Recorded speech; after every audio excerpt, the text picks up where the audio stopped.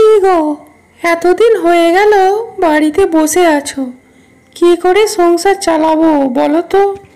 বুঝতে পারছি গিন্নি, বুঝতে পারছি, কিন্তু কি করব বলো তো।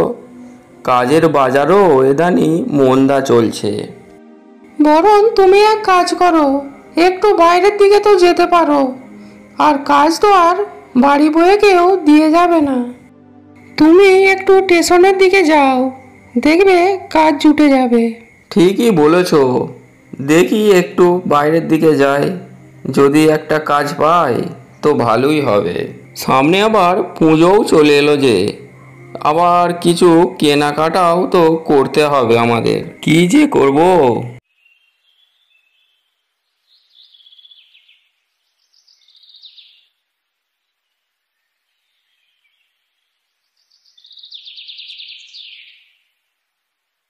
পাপা, ও পাপা, আমাকে একটা এবারে নতুন জিন্সের প্যান্ট দিতে হবে কিন্তু। আমার বন্ধুদের সব হয়ে গেছে। হ্যাঁ রে, সবই দেবো, সঙ্গে একটা প্যান্ট আর টোটা সেটাকে বলবে, সেটাও তো দিতে হবে। তুমিও মায়েরই হয়েছো, ছেলেটা যা বলবে আর তুমি তাই বায়না শুনে যাবে, ওকে আর মাথায় তুলো না। দেখো গিন্নি, ও কি আমাদের কথা বুঝবে?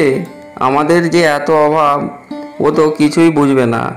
ওর বন্ধুদেরও তো সব নতুন জামা কাপড় হয়ে গেছে, আর পুজোয় বেরোলে ওর মনটা কেমন হবে বলো তো। দেখো, যা ভালো বোঝো তাই করো, আমি কিছুই বলতে পারবো না। কালকে আবার মহালয়া।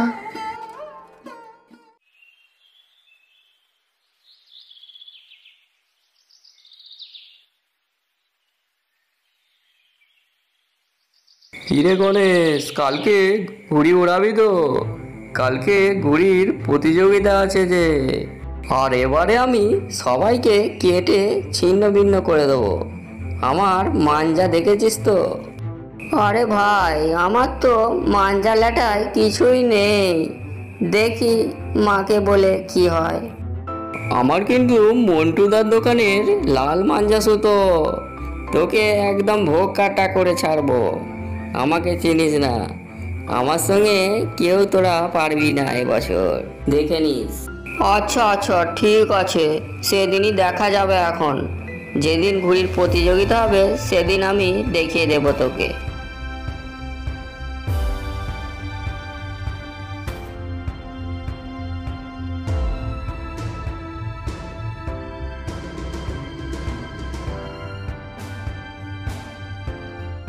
কি রে গণেশ, এতক্ষণ তুই কোথায় ছিলিস? একটু খাওয়া দাওয়া তো করতে হবে, সেই কখন বেরিয়েছিস? আর এখন কটা বাজে তুই দেখেছিস ঘড়িতে? এই দুপুর হতে চললো, এখনো খাওয়া দাওয়া করিসনি। দূর ছাই, এখন তোমার খাওয়া দাওয়া রাখো তো মা। আমার মাথায় এখন অনেক চিন্তা, কি যে করি। কি চিন্তা রে তোর এত? তোকে চেপে রাখতে আর হবে না, তুই বলে ফেল দেখি ঝপাঝপ। মা, তুমি জানো তো আমি ঘুড়ি উড়াতে কত ভালোবাসি।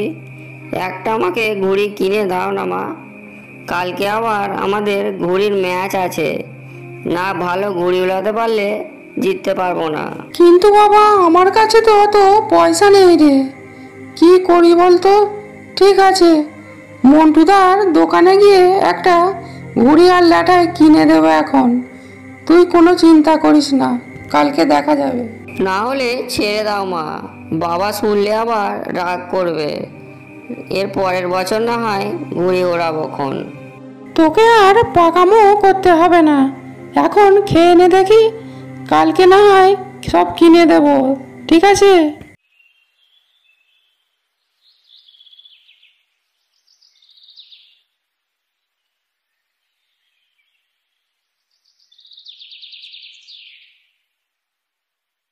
কি গো, সারাদিন ঘুরে ঘুরে কিছু কাজ জোগাড় করতে পারলে নাকি ফিরে এসেছো?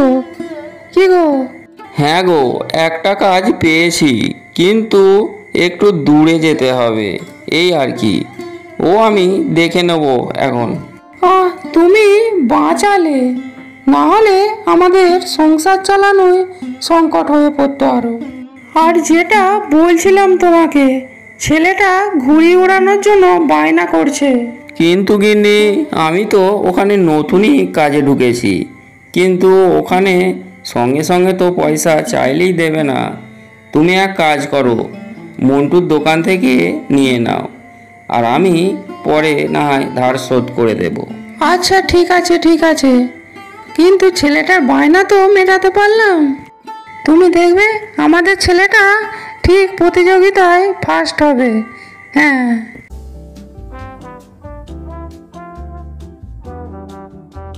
কি বাবা, মহেশ নাকি? তা অনেক দিন পর দেখা। তা ভালো আছো বাবা? তা অনেক দিন দেখা নেই তো, তাই তোমার সঙ্গেও দেখা করতে পারিনি। তা ঠিকই বলেছো কাকা বাবু, কাজকর্মও সেরকম ছিল না তো, তাই এই রাস্তায় আর আসা হয়নি। তা তোমার শরীর এখন কেমন আছে? আর তোমার বাড়িতেও অনেক দিন যাওয়া হয়নি, একদিন ঘুরে আসবো এখন। ওই আছি বাবা, শরীরটাও এই কদিন হলো ভালো নেই, মরলেই বাঁচি। আর এই কয়দিন হলো তোমার কাকিমারও শরীরটা ঠিক নেই। আরে কাকা বাবু, এত তাড়াতাড়ি গেলে হবে? এখনো তো অনেক বাকি, এখনো নাতি নানির মুখ দেখতে হবে যে। হ্যাঁ বাবা, ঠিকই বলেছো। আর যেটা বলছিলাম, কালকে তো ঘুড়ি ওড়ানো আছে। হ্যাঁ ঠিকই শুনেছ, আমার ছেলেও তো ভালো ঘুড়ি ওড়ায়। আর হ্যাঁ, কালকে কিন্তু তোমার আসা চাই, নইলে কিন্তু খুব খারাপ হবে।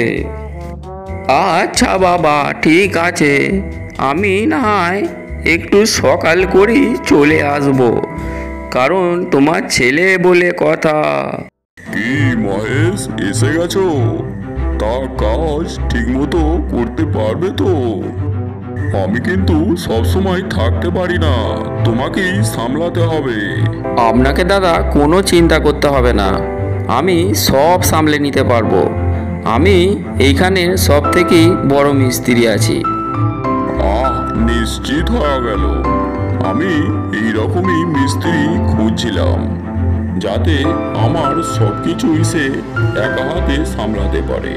আমি এর আগে বড় দোকানে কাজ করতাম, সেখানে একদিন কাজ কমে গেল, তারপর আমি নিজে থেকেই ওখান থেকে ছেড়ে দিলাম।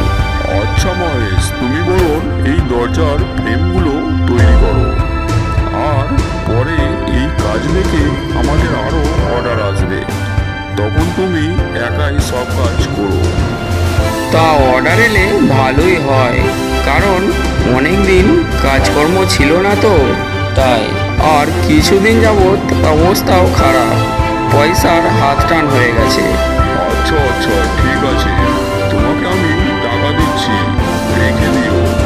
আর ছেলের জন্য একটা ভালো দেখে পুজোর জামা প্যান্ট কিনে নিও, ভুলো না কিন্তু, আমি দেখবো। আর হ্যাঁ, টাকাটা নাও। আপনাকে যে কি বলে ধন্যবাদ জানাবো তা আমার ভাষা নেই। ঠিক আছে ঠিক আছে, এটা তো আমার কর্তব্য, তুমি আমাকে দেখবে আর আমি তোমাকে দেখব, এটাই তো হয়ে এসেছে। আচ্ছা মহেশ, আমি এখন আসি। হ্যাঁ, আর যেটা বলছিলাম, কাজটাও কিন্তু রেডি করো, কারণ ওটা থেকেই কাজ পাবো আমরা। আচ্ছা দাদা, আপনি এখন যান, আমি সব কাজ আপনার রেডি করে রাখবো এখন।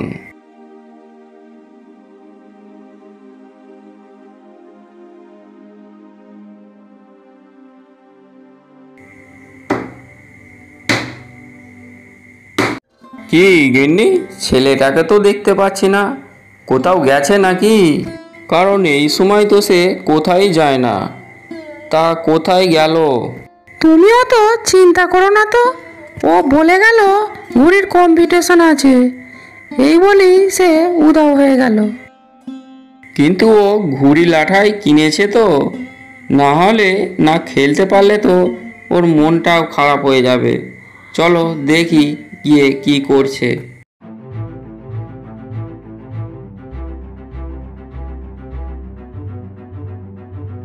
কে রে গণেশ রে, কোথায় যায়?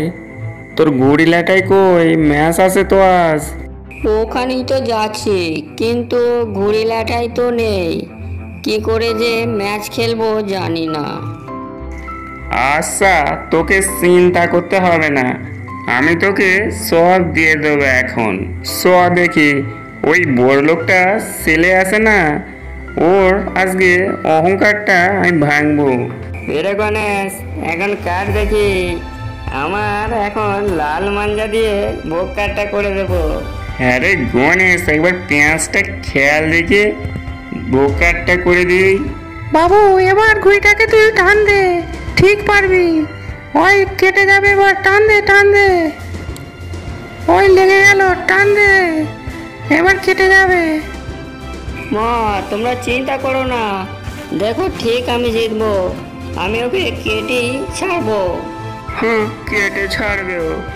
দেখ, আমার সঙ্গে কেউ এখনো টেক্কা দিয়ে পারেনি, আর তুই এসেছিস পটা সুতো নিয়ে আমার সঙ্গে লড়তে। আমার সুতোর কত দাম জানিস? এই তো লেগে গেছে। বব্বো কাটা মা, আমি পেরেছি মা, একে হাড়ি ছেড়েছি। বো কাটা। কি হলো কাকা? তোমাকে স্পেশাল মাঞ্জা কিনতে দিয়েছিলাম, তুমি হারিয়ে দিলে। কি কইছিস? তোর বাপের টাকা আছে বলে তুই অহংকার করছিলিস, আর আমি সেটা বুঝেছিলাম। কিন্তু ওদিকে গণেশ ভালো ছেলে, ওকে ভালো সুতো সেই জন্য দিয়েছিলাম। গণেশ ঘড়ি সুতা কিছুই কিনতে পারেনি, ওকে আমি সব দিয়েছি। তুই এখন বাড়ি যা। শেষ পর্যন্ত জিত আমারই হলো। তাহলে সবাই এখন বলো বো কাটা। আমারও বুকটা ভরে গেছে রে বাবা। ও